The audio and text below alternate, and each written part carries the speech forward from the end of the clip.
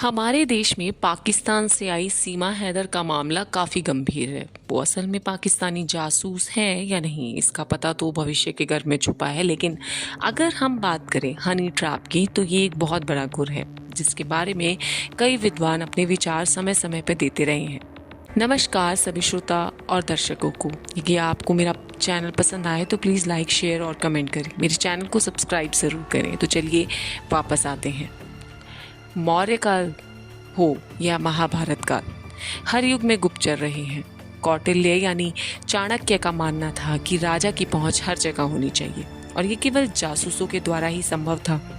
ये जितने भी गुप्तचर होते थे ये लोगों की तरह ही दिखते थे और इन्हीं में घुल मिल जाते थे। घुल मिलकर ही सारे राज निकाल लेते थे। यहाँ तक कि कौटिल्य ने जासूसों के लिए वेतन और बढ़िया लाइफस्टाइल की भी बात की है ताकि वे सतत संतुष्ट रहे और राजा का काम चलता रहे।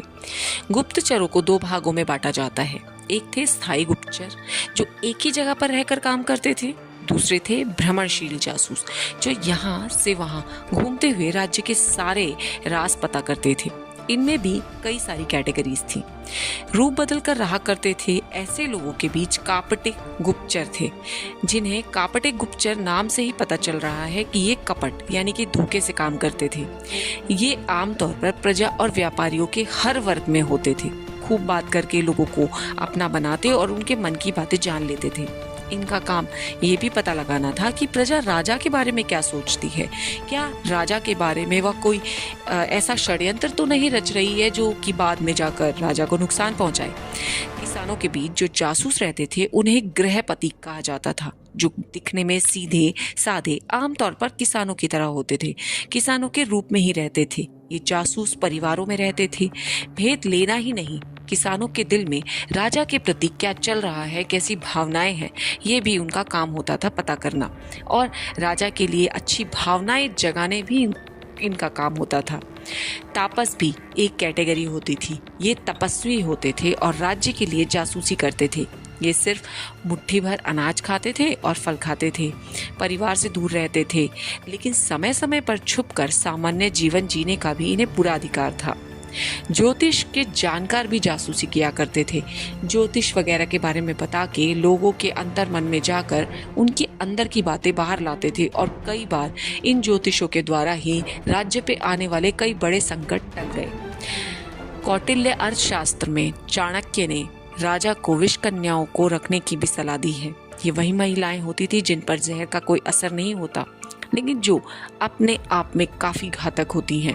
ये महिलाएं गीत, नृत्य, भाव भंगिमाओं में काफी आकर्षक होती हैं। विषकन्याएं आम लोगों के बीच काम करती थीं, बल्कि उनके टारगेट बड़े होते थे, जैसे दुश्मन, देश के मंत्री, सेनापति। विषकन्याओं के लिए राज्य की सबसे खूबसूरत बच्चियों को चुना जाता था।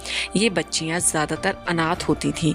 इस प्रकार की बच्चियों को छोटेपन से ही देखभाल में लिया जाता था। इन्हें नृत्य और गायन की ट्रेनिंग दी जाती थी।